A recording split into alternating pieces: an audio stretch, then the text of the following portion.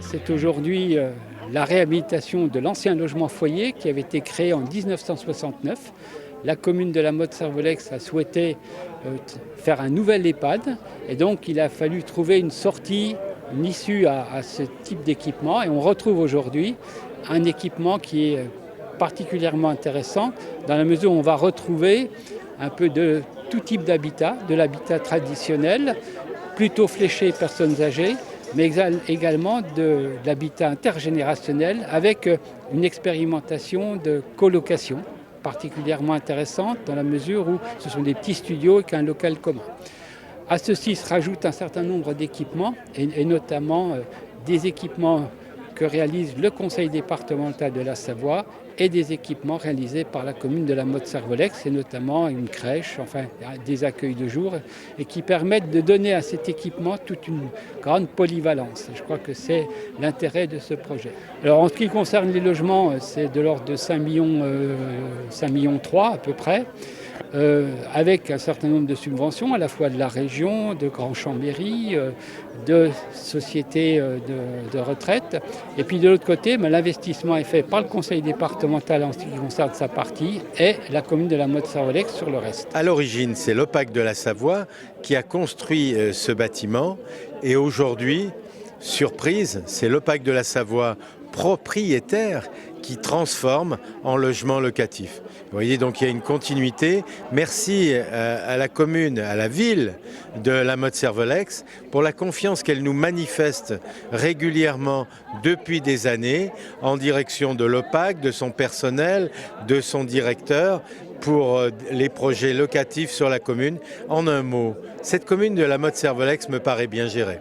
Plus de 3 années de travaux, enfin la pastorale nouvelle version va réouvrir et la semaine prochaine va accueillir 52 familles qui vont pouvoir bénéficier d'un cadre exceptionnel à proximité du centre-ville, des services, des commerces et des transports en commun, tout proche d'un parc. Je crois que les gens qui vont être ici, ils seront très bien. C'est 52 logements sociaux supplémentaires pour la commune qui est en rattrapage de logements sociaux au titre de la loi SRU.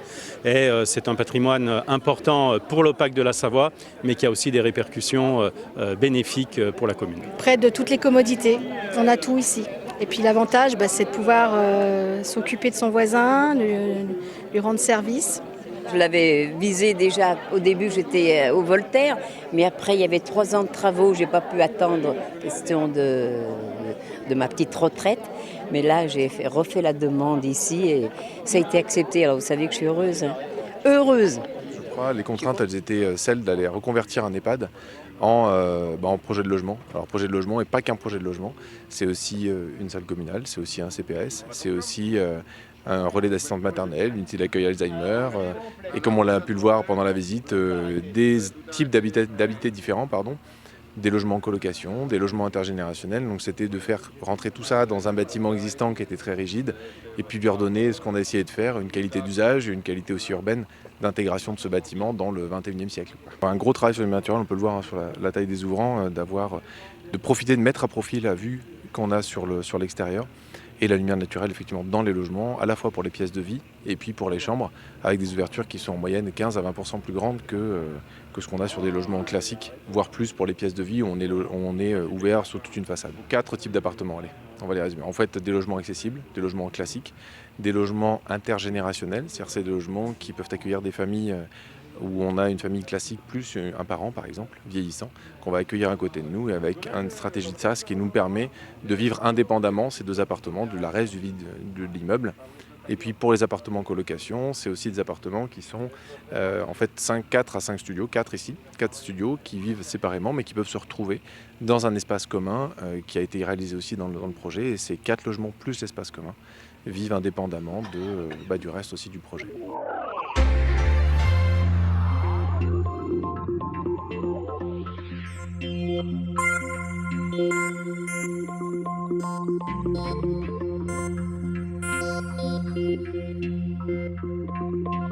Thank you.